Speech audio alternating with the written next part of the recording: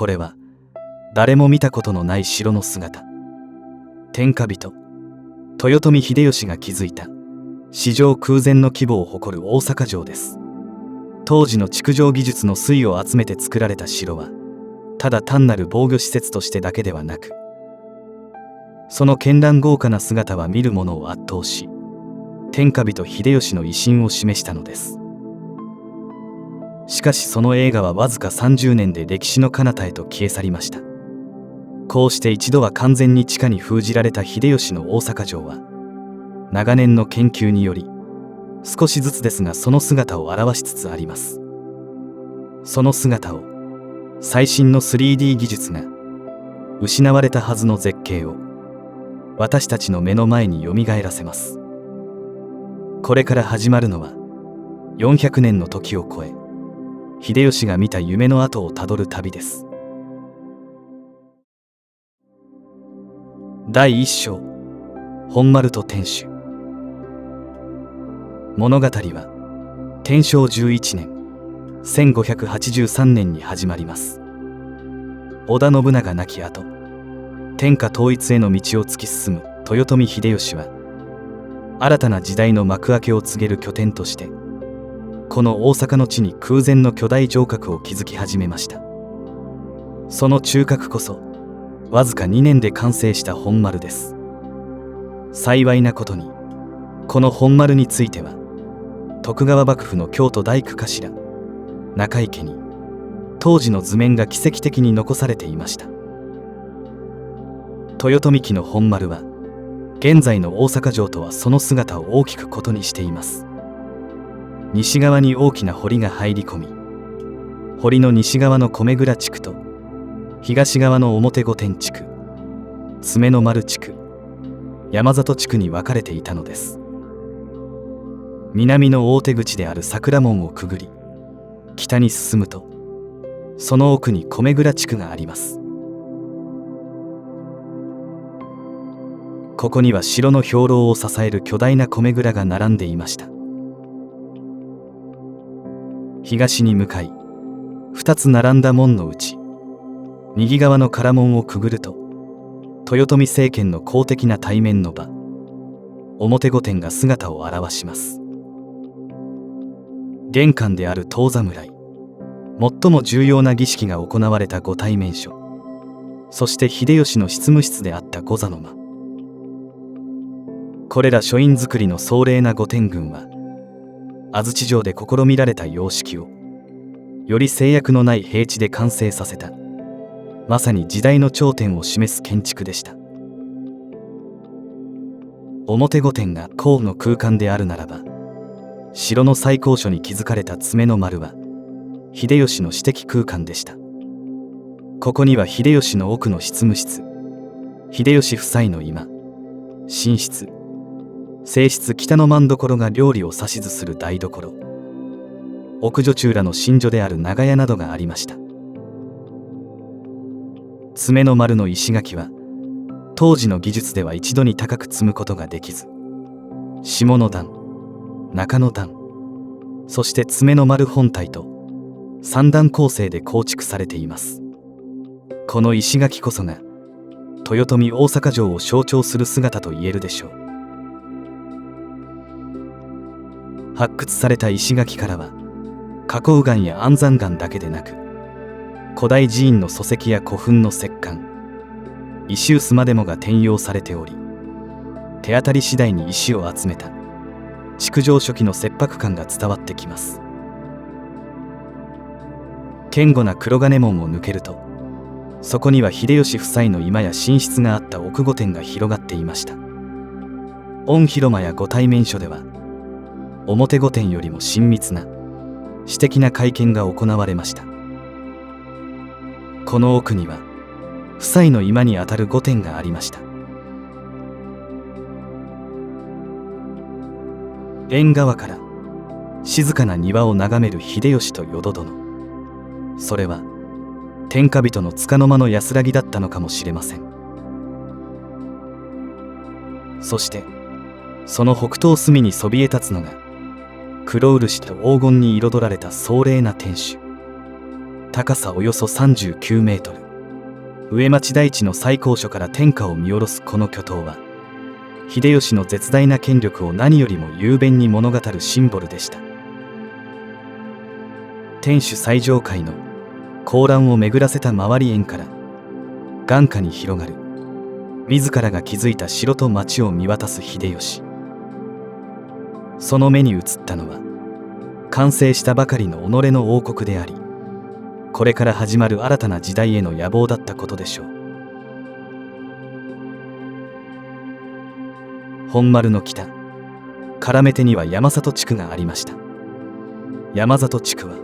豊臣家には西と東で分かれており、山里廓、芦田廓の2つの廓から構成されています。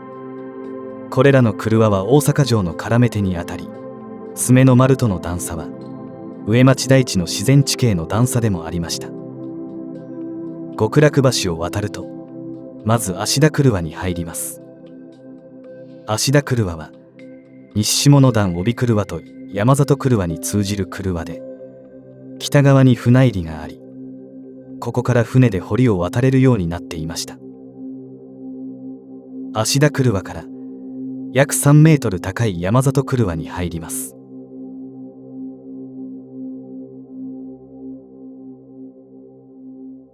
山里廓は茶の湯や花見を楽しむ空間ですが、芦田廓と同様、中池本丸図には井戸以外は描かれておらず、どのような建物があったのか不明です。さまざまな復元図や模型では、山里廓には茶室や庭園、芦田廓には蔵などが立ち並んでいるような表現がされています。ここでは山里廓に池と茶室を配置してみました。この場所には静かな池泉庭園が広がり、天下人もまたこの庭を眺めながら思索にふけったことでしょう。城内でも特に自然の地形を生かしたこの一角は、巨大な要塞の内に秘められた秀吉の文化的な側面を静かに物語っています。井戸廓は表御殿地区と奥御殿地区の間にある東側の下の段帯廓よりもさらに低い廓です。二の丸から表御殿地区の東側を長い坂を下っていくとある廓で、ここから階段によって直接中野段帯廓手前の土橋に出られるようになっていました。また最後の脱出ルートとして東下の段帯廓から井戸廓を通って城外に出られるようになっていました。井戸廓には簡易な門しかありませんが、ここから中野段帯廓に達するには非常に狭く高い階段を上らなくてはならず、なおかつ周囲からの銃撃を受けることになるため、突破するのは容易ではなかったでしょう。第2章、二の丸。本丸の完成後も城はさらに拡張され、本丸を取り囲むように二の丸が築かれます。小牧長久手の戦いなどのため不振は遅れましたが、1586年頃から本格的に開始された二の丸不振の様子を宣教師ルイス・フロイスは毎日何百艘もの石船が石材を運ぶ様を記録しています。数万人が動員され、1588年に完成した二の丸。しかし本丸とは異なり、二の丸に関する資料は乏しく、その多くは未だ謎に包まれています。その西側の一角は西の丸と呼ばれ、秀吉の側室たちの屋敷があったとされます。秀吉没後には徳川家康がこの西の丸に入り、天下の政務を取りました。ここでは後年の資料になりますが、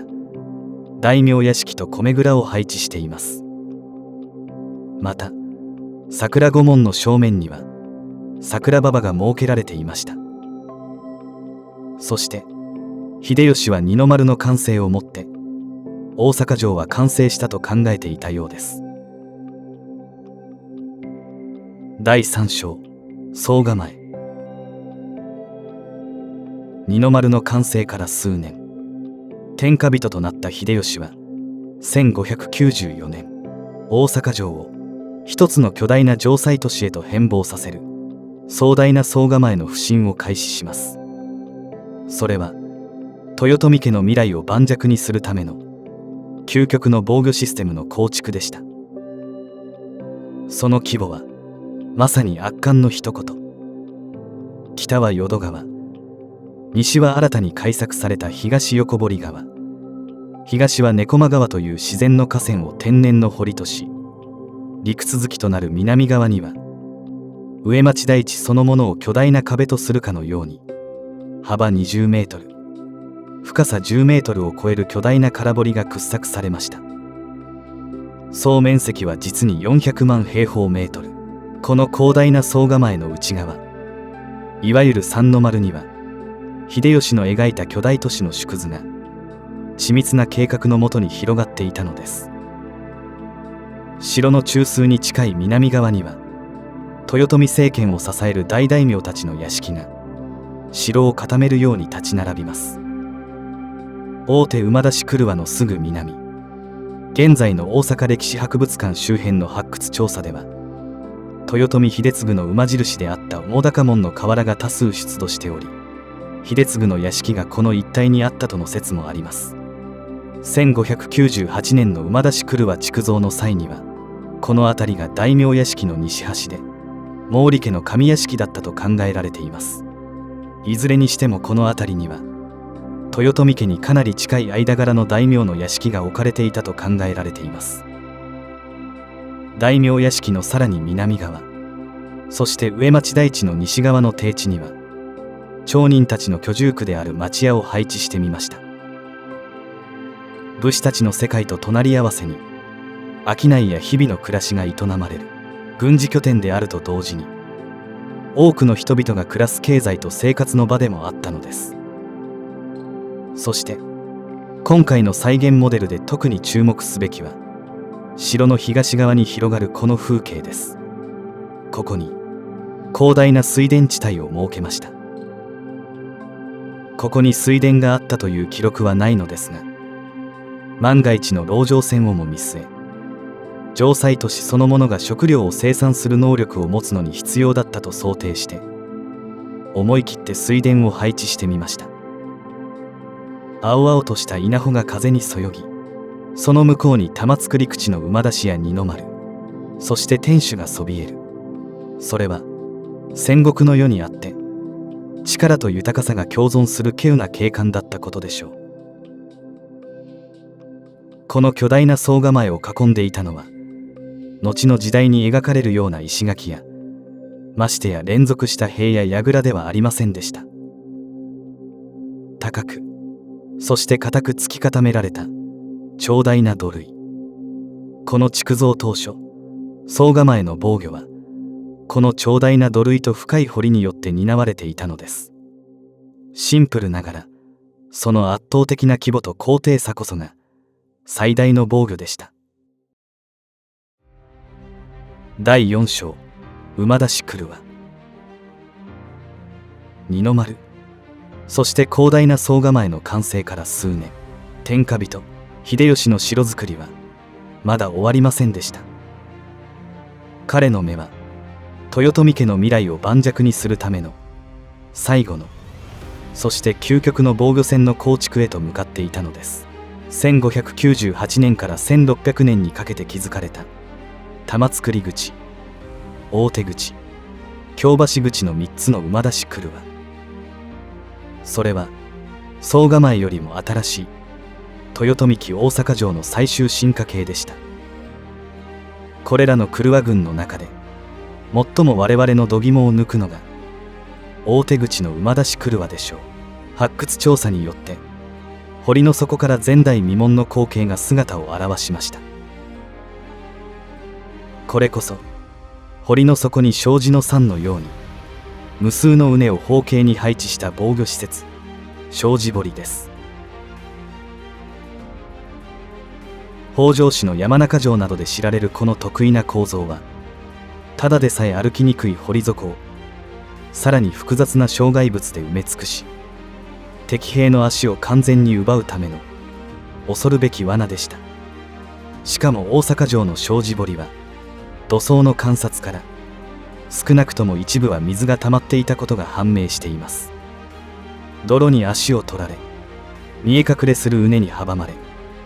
兵士たちは身動き一つままならなかったことでしょう。幅25メートル、深さ 7.5 メートルを超える巨大な堀の底に、この無慈悲な罠がびっしりと張り巡らされていたのです。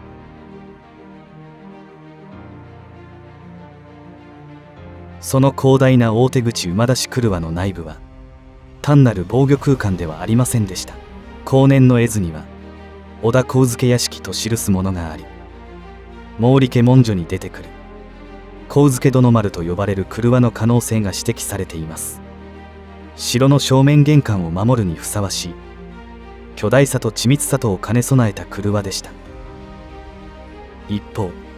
こちらは玉造口の馬出し曲輪。3つの馬出しの中で最も広大な面積を誇ります。その姿は大手口とは全く異なります。堀底は障子堀ではなく、その代わりに見るものを圧倒するのは、水堀から天に向かってそそり立つ高く堅固な石垣です。自然石を巧みに組み上げた野面積みの石垣は、荒々しくも力強い印象を与え、鉄壁の守りを視覚的に訴えかけます。そして3つ目の京橋口、その姿は前の2つとはまた異なる特徴的なものでした。北側を流れる淀川との地形的な制約からか、東西に細長く広大な空間は望めません。発掘調査では高さ 2.7 メートルを超える石垣が検出され、その一部は現在ドーンセンター前などに移築復元されています。このように同じ時期に築かれながら、大手口の障子堀、玉造口の広大な空間と石垣、京橋口の強小な地形への対応と、三者三様の顔を持つ馬出し曲輪、これらは鉄壁の総構えをさらに強化する、まさに最強の盾として機能しました。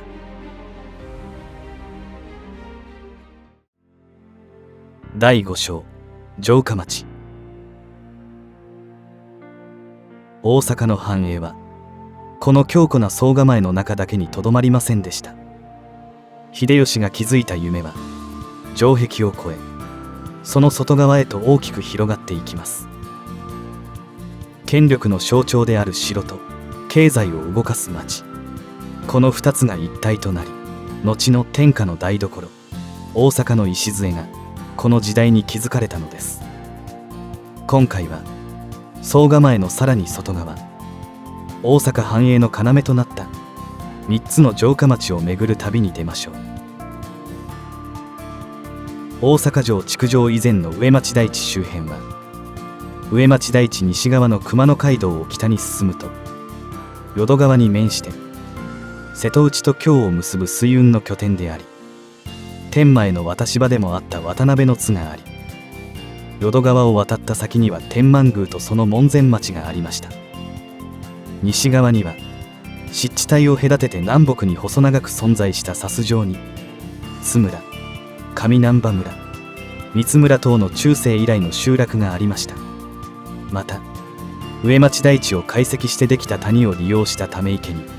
四天王寺北東に毘沙門池、総構えの南東に網原池がありました。物語は大阪城の南から始まります。ここには聖徳太子建立と伝わる日本最古の寺院の一つ四天王寺が古くから存在しており、周囲に寺内町が形成されていました。秀吉はこの歴史ある地盤を生かし、大阪城と四天王寺を結ぶ南北の道沿いに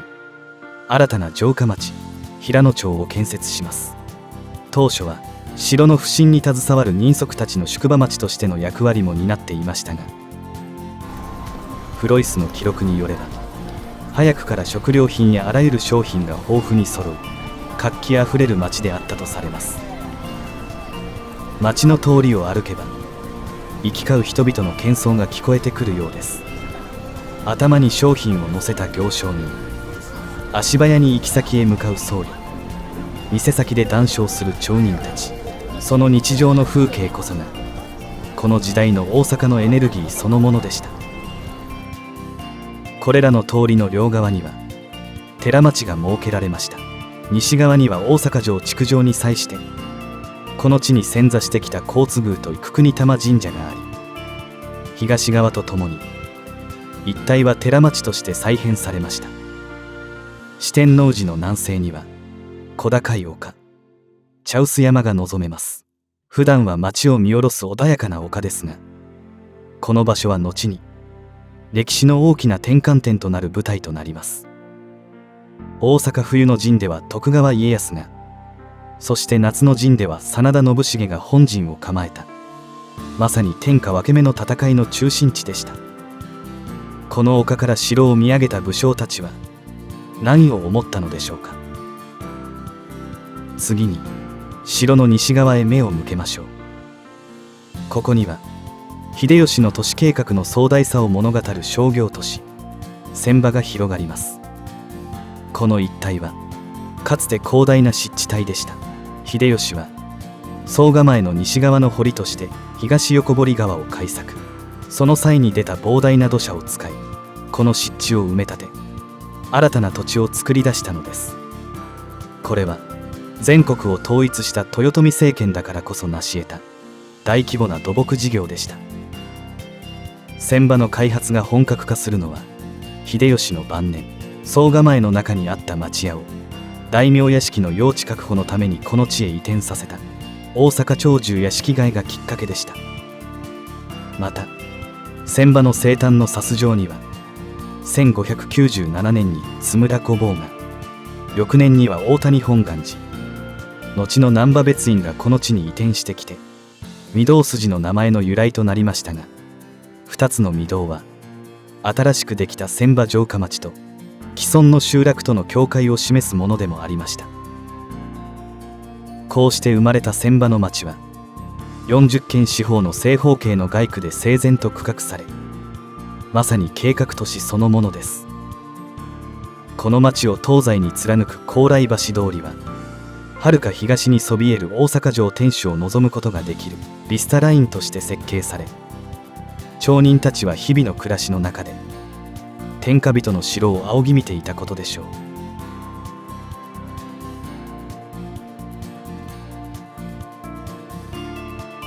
最後に訪れるのは城の北側、淀川のほとりに発展した天満です。もともと菅原道真を祀る天満宮の門前町として栄えたこの地に、秀吉は壮大な構想を抱いていました。一時は天皇や公家、主要な寺院を京都から移し、この地を新たな日本の首都にしようとさえ考えていたのです。計画は実現しませんでしたが、秀吉は代わりに当時大阪を退去していた本願寺をこの天満に誘致、これを核として新たな城下町を建設しました。本願寺が建立された場所はこの辺り、現在の大阪造幣局の辺りです。ただ本願寺は1594年に京都に移転したため、今回の設定である1600年時点にはもうここには存在していません。この当時はここに仏性寺がありました。秀吉はさらに淀川の氾濫から町を守るため堅固な堤防を築かせました。この堤防の東側には発掘調査により屋敷地が南北に並んで発見されています。具体的な用途は不明ですが、南側の屋敷では30メートルを超える細長い建物が建てられていること、川側に出入り口があることから水運との関連が考えられています。こうして秀吉の強力なリーダーシップのもと、平野、船場、天満という個性豊かな3つの町が形成され、大阪は日本有数の巨大都市へと変貌を遂げ、後の大阪発展の基礎がこの時築かれたのです。エピローグ、夢の跡。しかし黄金の夢は長くは続きませんでした。この鉄壁を誇った総構は大阪冬の陣において20万とも言われる徳川軍の猛攻を全く寄せつけず、その防御力を天下に証明しました。しかしその後の和睦条件として総構はおろか二の丸の堀までもが無残にも埋め立てられてしまいます。築造からわずか30年弱、翼を失った居城は翌年の夏の陣でなすすべもなく炎に包まれ、豊臣家は滅亡。